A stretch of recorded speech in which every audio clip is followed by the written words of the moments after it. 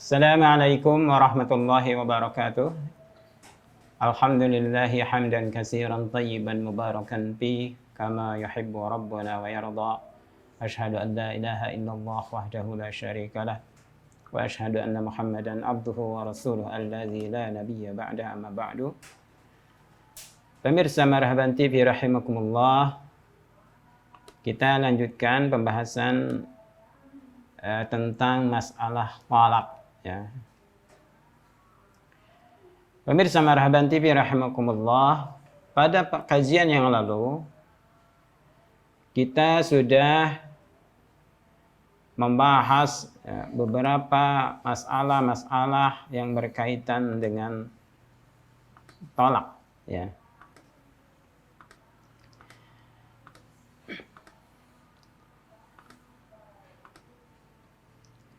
Nah, dalam hal ini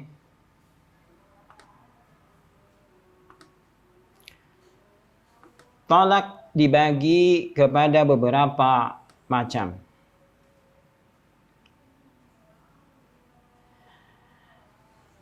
Ini dilihat pada kehalalan dan keharaman talak kita sendiri, ya. Talak terbagi kepada dua bagian. Ada talak yang halal, ada talak yang haram. Yang pertama, talak yang halal, atau disebut juga dengan talak sunnah, ya. Apa itu talak sunnah? An yatluqar rajulu zawjatahu fi tahurin. Seorang suami menceraikan istrinya dalam keadaan suci. Ya, ini adalah talak sunnah. Ya, talak sunnah. Tapi belum dicampuri, belum dijimai. Ya. Jadi seorang suami menceraikan istrinya dalam keadaan suci, tapi belum berjima. Maksudnya istrinya selepas haid, ya, istrinya selepas haid, belum dikikir gitu ya. Nah, suaminya menceraikan istrinya, maka ini disebut talak sunnah. Atau seorang suami menceraikan istrinya dalam kondisi hamil, tapi belum jelas kehamilannya. Tapi telah jelas kehamilannya. Maka disebut talak sunnah atau talak halal. Nah, talak sunnah ini bukan berarti sunnah menceraikan, ya. Jangan dipahami, wah berarti boleh Pak Ustadz itu menceraikan istri saya sedang hamil, atau sedang suci, belum dijimai, ya, kan dapat pahala karena sunnah. Bukan itu maksudnya. Tapi tolak sunnah ini artinya bahwa para sahabat, ya, menceraikan istrinya kebanyakan dalam keadaan istrinya suci, ya. Itu maksudnya tolak sunnah itu. Karena, ya, tolak yang dibolehkan tentu ada syarat-syarat, ya. Syarat-syarat yang ketat, ya. Yang syarat-syarat secara syariat. Untuk apa? Untuk mencegah tasyurru' fit talak. Ya, tergesa-gesa dalam talak. Untuk menjaga hubungan ikatan suami istri, ya. Karena apa? Ya, karena pernikahan itu adalah permata bagi perempuan. Ya, ini permata yang dimiliki oleh perempuan. Ya, ini kebanyakan perempuan kalau sudah menikah itu segala-galanya. Itu biasanya itu, ya. Kebanyakan perempuan kalau sudah menikah itu suami itu adalah segala-galanya. Ya, dia lepas dari keluarganya, lepas dari teman-temannya, lepas dari lingkungannya, dia harus ikut kemana suami pergi, mendampingi suami, itu. Dia bangga menjadi istri, ya. Dia bangga menjadi istri, menjadi ada tambatan hati, menjadi sandar hatinya. Karena itu jangan lekas-lekas dalam menceraikan. Ya, seorang perempuan merasa terhina kalau menjadi janda, sehingga ada istilah manjada wajanda. Siapa yang itu benar-benar akan dapat janda. Nah, ini menunjukkan apa? Janda itu agak terhina. Ya. Kalau misalnya nulis identitas, status, ya, menikah, duda atau janda. Ya, biasanya kalau para janda itu agak minder gitu. Ya. Nah, syarat-syarat dalam jatuhnya tolak ini adalah, pertama, tolak itu ada kebutuhan yang bisa diterima. Ya, ada hajatun makbulah. Ada kebutuhan yang mendesak dijatuhkannya tolak.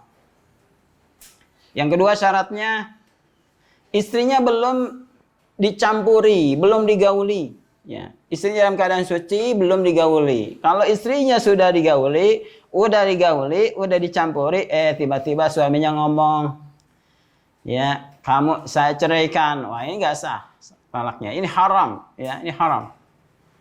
Ya. Haram dilakukan seperti itu. Yang ketiga, ya, tolaknya harus dalam satu, ya. Tidak lebih dari satu, ya. Ya, ini baru sah tolaknya. Maka kalau tolak itu tidak memenuhi syarat-syarat seperti tadi, maka ini adalah dosa, ya. Ini dosa. Jadi walaupun misalnya jatuh tolak, tapi ini bisa mengarah kepada dosa dan ada kemurkaan Allah Subhanahu wa taala. Lakinnahu mujibun lil ismi was-sukhtil ilahi. Ya, tolak seperti itu yang tidak memenuhi syarat-syaratnya, ini walaupun misalnya jatuh tolak, ini bisa menimbulkan dosa, ya, bagi suaminya, dan ada kemurkaan dari Allah Subhanahu wa taala. Ya. Maka dalam hadis, walaupun ini lemah ya hadisnya, abghadul halal indallahi at-talaq. Ya, hal yang dimurkai oleh Allah, hal yang halal dimurkai oleh Allah adalah talak. Ini talak yang tidak memenuhi syarat-syarat, ya. Jenis yang kedua, ya, talak dilihat dari kehalalan keharamannya adalah talak muharram, ya, atau disebut juga talak bad'i atau talak bid'ah,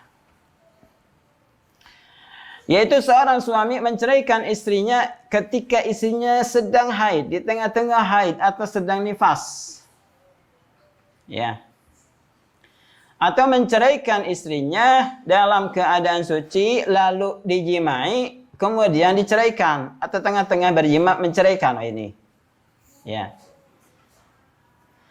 Atau menceraikan istrinya dengan 3 kalimat, ya, dengan 3 kalimat dalam satu tempat, ya, masih di kamar, wah itu kamu saya ceraikan, kamu saya ceraikan, kamu saya ceraikan. Atau dengan kalimat 3 kali, dengan menunjukkan tolak 3 dengan 1 kalimat, saya ceraikan kamu 3 kali, wah itu boleh. Ini haram. Ini disebut talak bid'ah. Ya.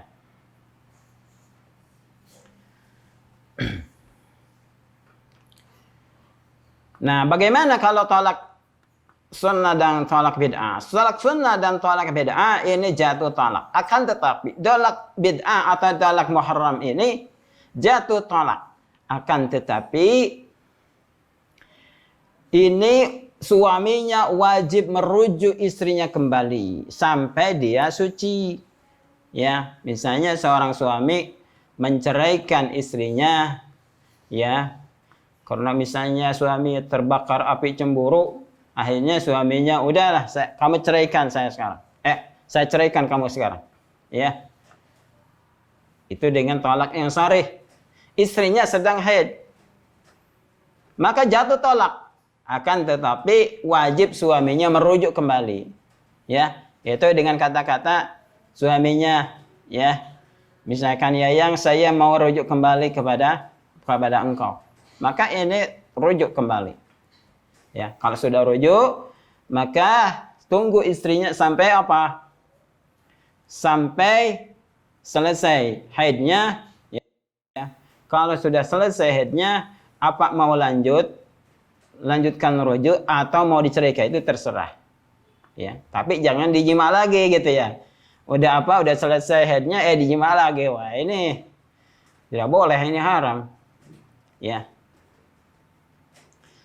Begitupun kalau suami menceraikan istrinya sesudah dijimai, maka dia harus rujuk kembali, ya, kepada istrinya, ya, kepada istrinya. Nah,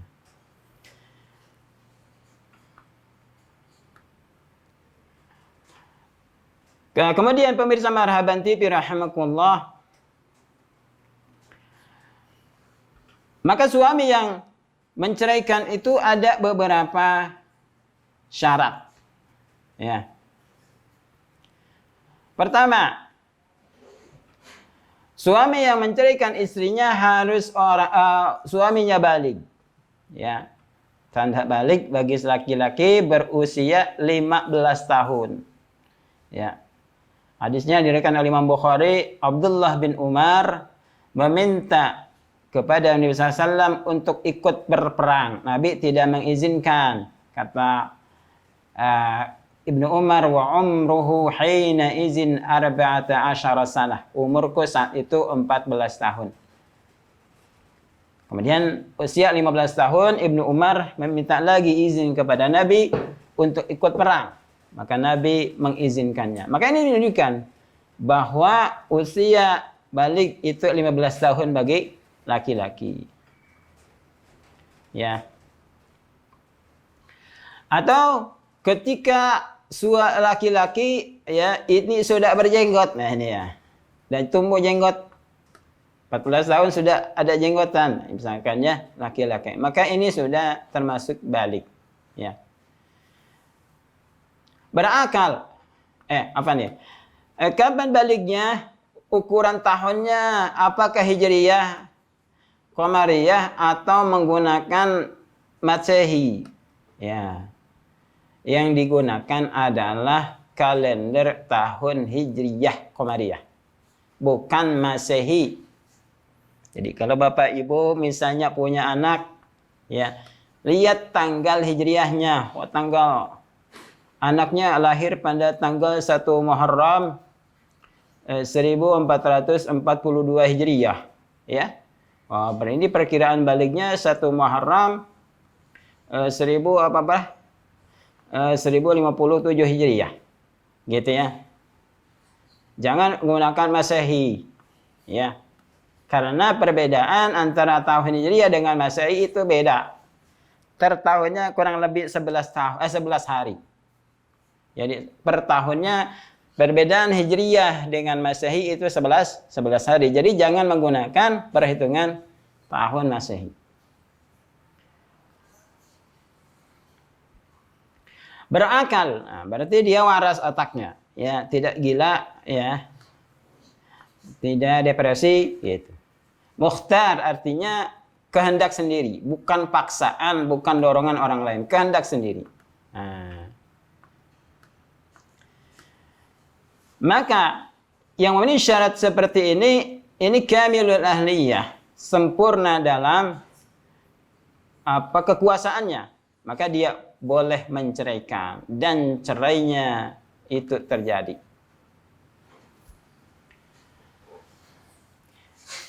Kemudian bagaimana kalau tolaknya tolak orang yang dipaksa? Ya. Orang yang dipaksa, ya. Misalnya seorang suami menceraikan istrinya dengan talak 3. Ya. Dengan talak 3. ini suaminya tidak boleh langsung merujuk kembali. Ya. Tapi mantan suaminya ini masih cinta kepada istrinya. Itu, masih cinta. Lalu dia menyuruh orang untuk mengawini mantan istrinya ini. Ya. Dengan perjanjian, kamu kawin lalu ceraikan.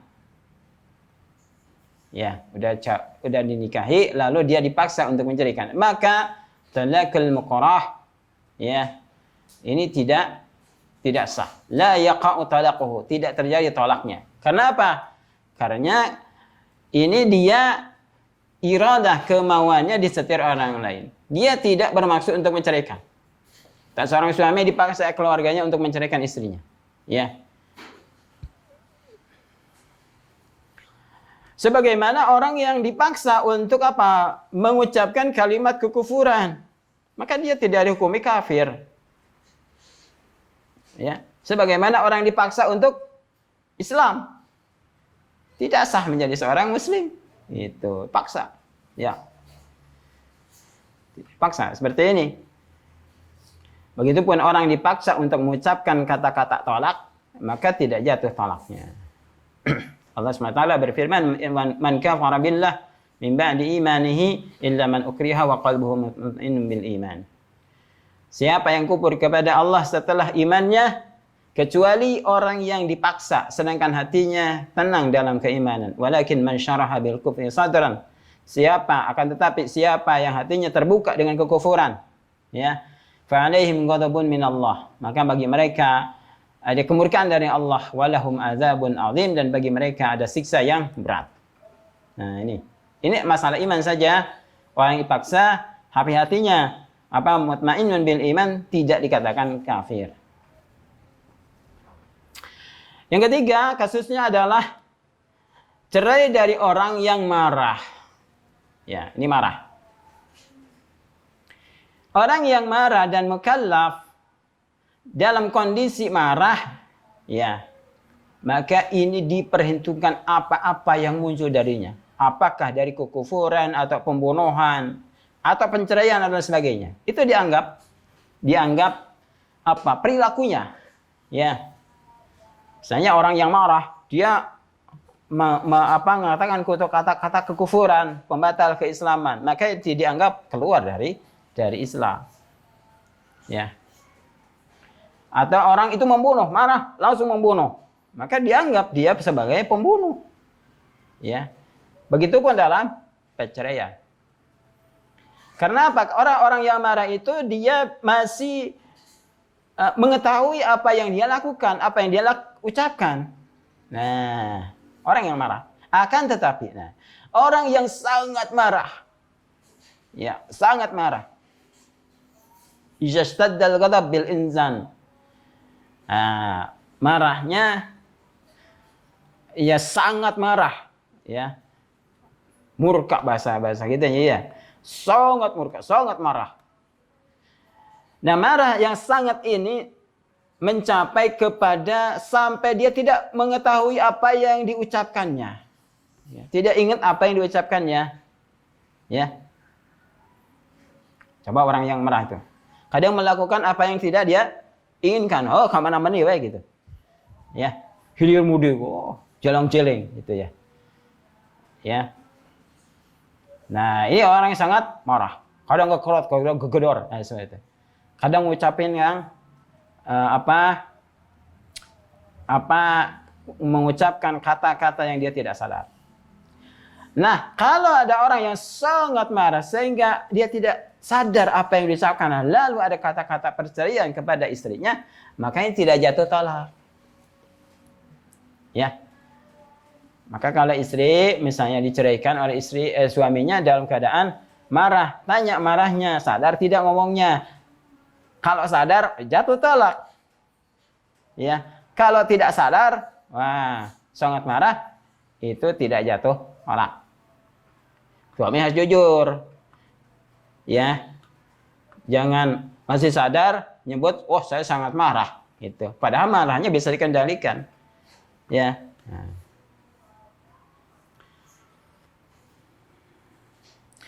Kemudian cerai dari anak-anak. Ya ini. Cerai dari anak-anak. Misalnya ada 2 anak SD kelas 5 dinikahkan. Wah, cerai. Wah, ini tidak sah. Ya. Tidak. Karena tidak jatuh talaknya karena itu kurang atau jarang kekuasaan menyampaikan atau memberikan tolak. Begitupun tolak orang yang majnun, orang yang gila, atau orang yang pingsan, ya. Atau orang yang terkena satu musibah sehingga dia mengerang lalu mengucapkan kata-kata tolak. Ya. Atau orang yang hilang akalnya karena sudah tua atau karena sakit. Ya. Maka seperti ini kalau mengucapkan kata-kata tolak tidak dianggap jatuh tolak. Kemudian tolak orang yang sukran, orang yang mabuk, ya. Nah, ini mabuk ini beda-beda kondisinya. Tapi kalau mabuk yang sampai tidak sadar diri, ya, sulang-seling, ya, sehingga ucapannya bercampur baur, ya, ya. Kemudian di tengah-tengah seperti itu dia menjatuhkan tolak. Maka ini tidak jatuh tolaknya karena apa? Karena tujuannya tidak tujuan daripada menjatuhkan tolak itu tidak terpenuhi. Ya. Begitupun tolak orang yang idiot, safih, dungu. Ini idiot, ya, safih. Apa itu safih? Orang yang sangat akalnya, pikirannya, ya, sangat tipis sehingga tidak bisa menggunakan hartanya. Ya, bahasa kita itu ya dungu, orang idiot gitu ya. Tidak normal. Ya. Atau misalnya autis, penyakit gitu, atau ABK, ya, anak ABK berkebutuhan khusus, nah seperti itu, safi. ABK itu banyak ada tunarungu, tunadaksa, ya, beda-beda itu. Ya. Ini dimasukkan pada kelompok safi. Ya. Maka kalau orang idiot misalkan ceraikan istrinya tidak jatuh talaknya. Ya. Begitupun orang yang tolak orang yang kesalahan. Misalnya orang yang keseleo lidah, ya. Keseleo lidah. Jadi dia ngomong sesuatu, maksudnya ini, tapi lisannya beda. Maksud hatinya ini, tapi lisannya beda. Contoh, dia mengucapkan kepada istrinya, ya, anti tahirun, kamu itu suci. Tapi dia kakak ngomong anti talikun gitu. Maka ini tidak jatuh talak. Kamu terserah. Maka ini tidak jatuh talak. Karena mukhti, ya, orang yang salah. Begitupun orang yang lupa, yang lalai, orang yang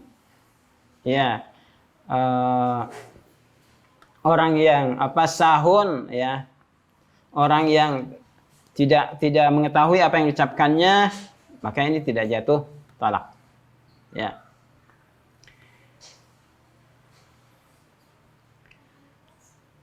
Nah, bagaimana hukum tolak orang yang sakit dan sakitnya mengantarkannya kepada kematian?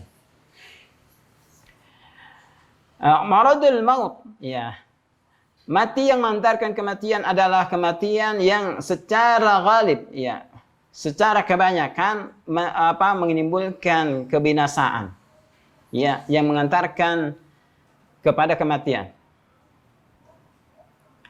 Ya. Nah, kalau seorang yang sakitnya sedang sakit parah, sakit parna, kritis, ya, sakit yang mengantarkan kepada kematian, lalu dia menceraikan istrinya, ya, maka ini dianggap jatuh tolakna, jatuh tolak seperti orang yang sahih, ya. Ini seperti orang yang sahih, jatuh tolaknya. Misalnya ada kasus, ada seorang bapak-bapak ya, dia punya istri 2, ya, 2 istri, punya istri 2, satu di Garut, satu di kota lain, ya. Suatu waktu dia meninggal dunia, suatu dia sakit parah, lalu dirawat di rumah sakit. Ketika di rumah sakit itu datang istri pertamanya dan menggugat cerai, ya, minta cerai. Lalu suaminya menceraikan istrinya. Maka ini sah, jatuh tolak. Ya, seperti yang salah. Seperti orang yang sahab.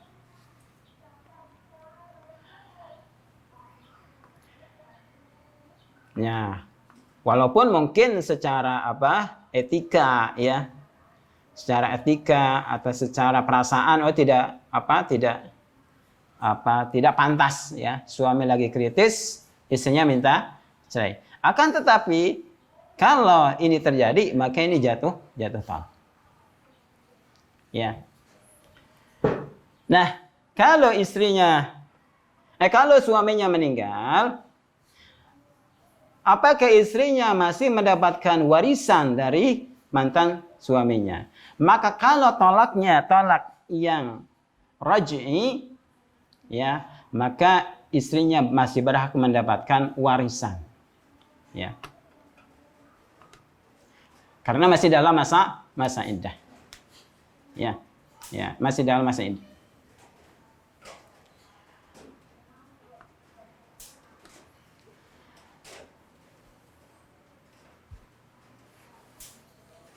Kemudian wanita yang ditolak itu ada beberapa macam. Pertama ada tolak raj'i. Ya. Tolak raj'i. Tolak raj'i adalah tolak 1 dan 2. Ya. Mutallaqah raj'iyah, wanita yang ditolak dengan tolak raj'i.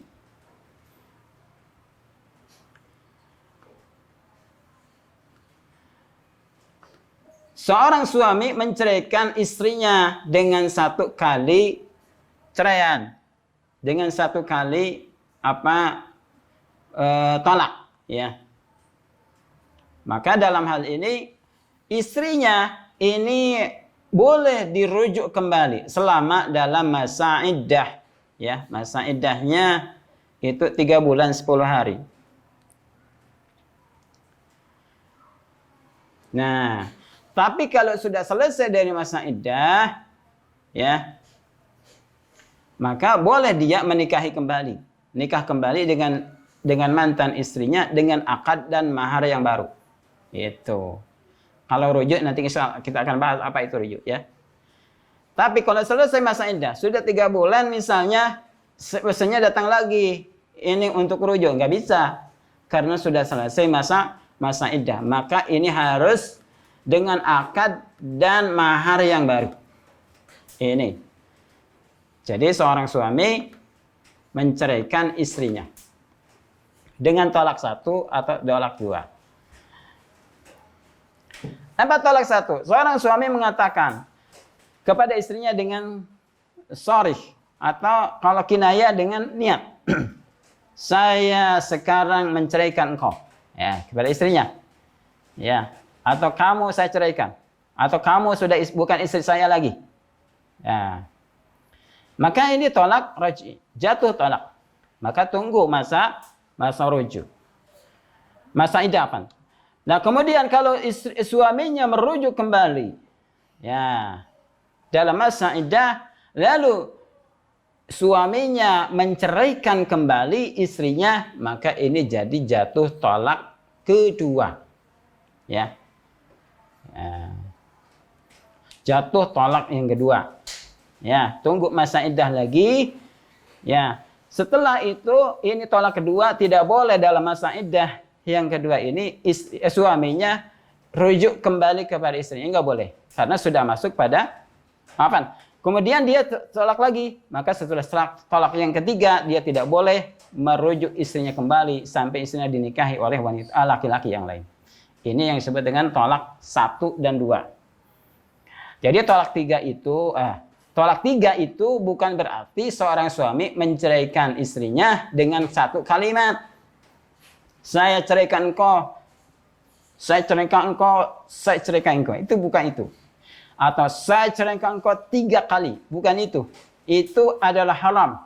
Dan dianggap tolak 1. Ya, itu tolak 1.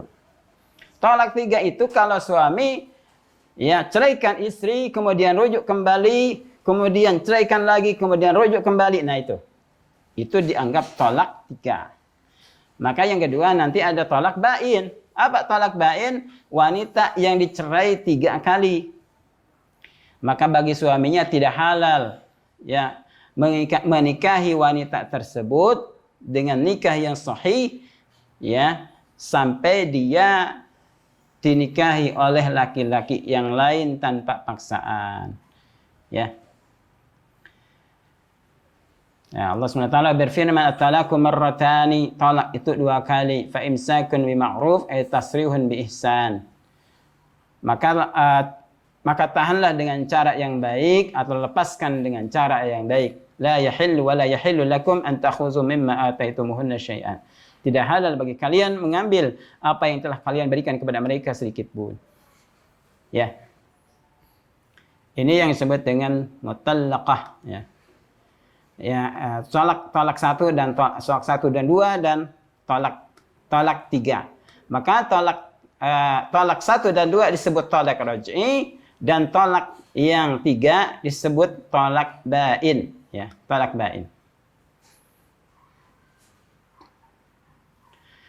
Kemudian pemirsa Marhaban TV rahimakumullah,